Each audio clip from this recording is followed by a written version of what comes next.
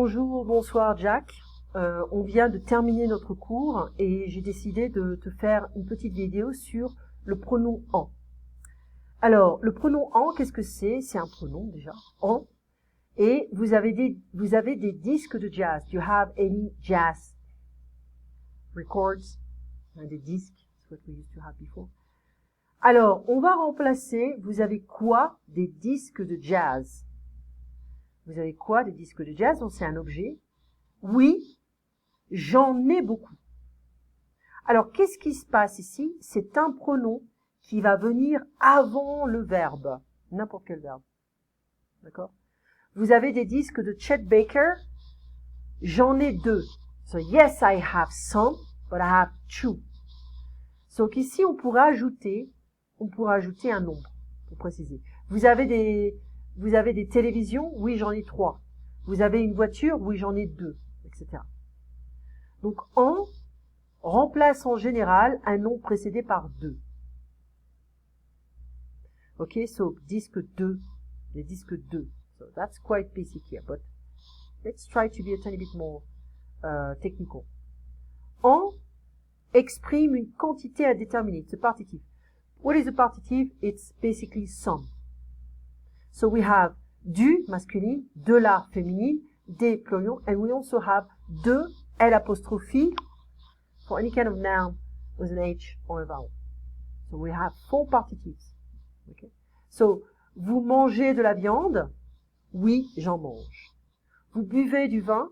Oui, j'en bois. Donc, le pronom est toujours devant le verbe. Vous achetez des surgelés? Oui, j'en achète. Yeah, I buy some. Donc, à la question, il y a du pain? Oui, il y en a. Il y. Le verbe est là, on met le pronom devant, il y en a. Si je veux dire, there's not any, there's no bread at home. Non, il n'y, l'apostrophe, en n'a pas. I keep the pronoun with a verb, and I'm going to surround the whole thing with ne pas. So, il n'y en a pas. That is a different, it's a different expression here. Il y a, there is, there. Okay. Donc, en est nécessaire même quand la quantité est exprimée. So, en is also necessary, is even necessary when the quantity is expressed. Vous avez des enfants? Oui. J'en ai 2, j'en ai 1, j'en ai 3. Il y a 20 étudiants. There are 20 students. Non, il y en a 30. Be careful of this expression. Vous avez combien de télé? How many TVs do you have? J'en ai une, j'en ai 2, j'en ai 3. Un, une est considéré comme une quantité. Yes, one. So, la question, vous avez une voiture? Oui, j'en ai une.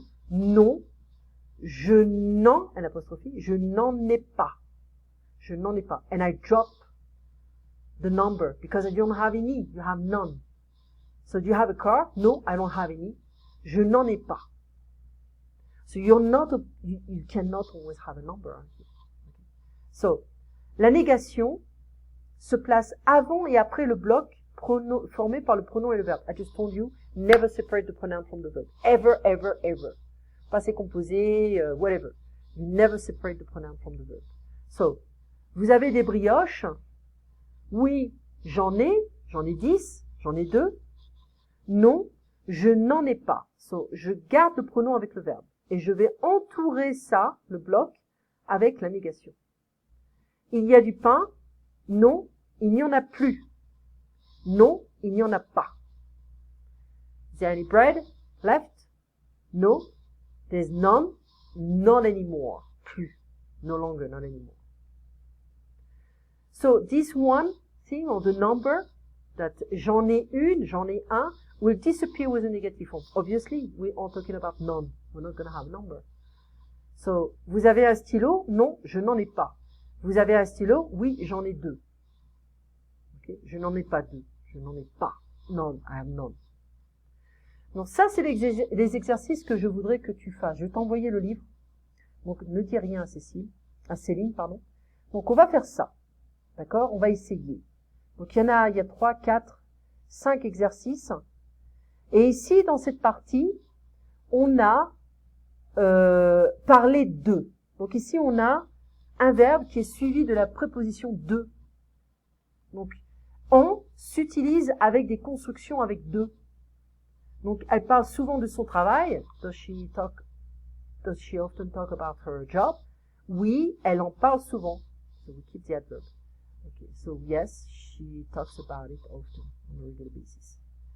Elle parle de, elle rêve de, il s'occupe de, il est content du, ce can be du, de là, whatever.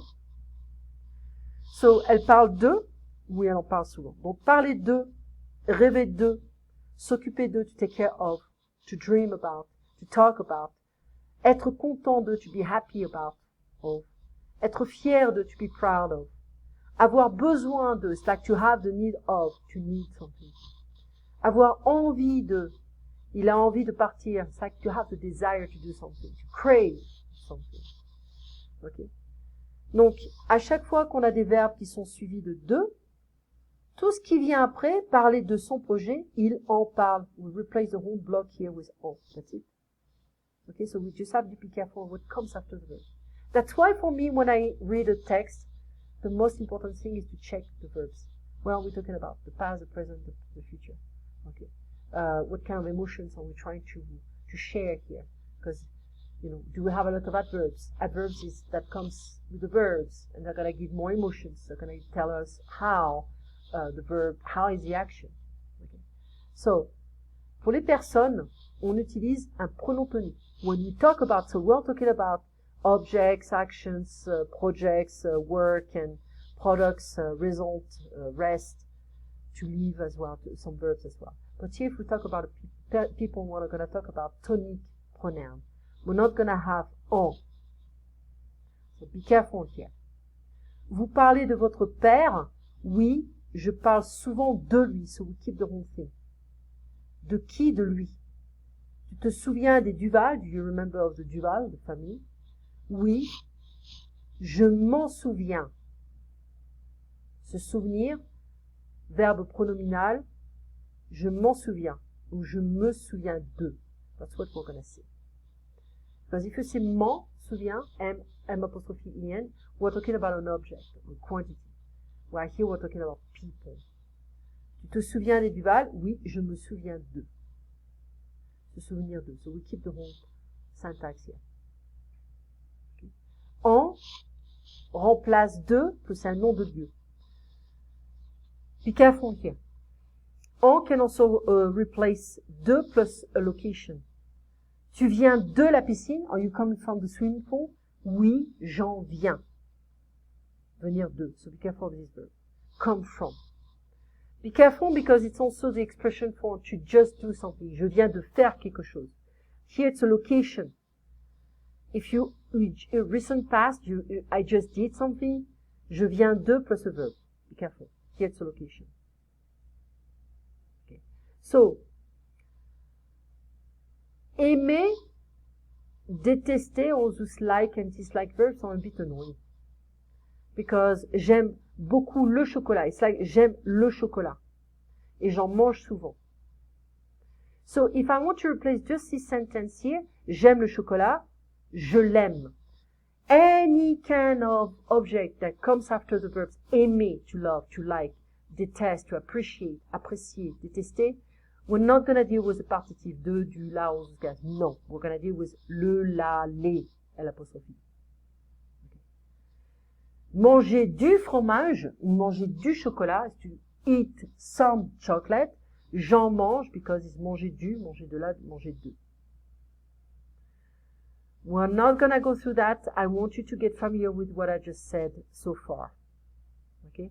So, we're going to do some exercises, get familiar with the theory, and after we can go back to the, you can start, actually, you can start with number 1, number 2. Okay, at least number 1 and number 2 of page 91. I'll send you the book. Okay, so I'll make you another video for the pronoun why. Okay, and so that way you can start understanding what's going on here. Ok, so long.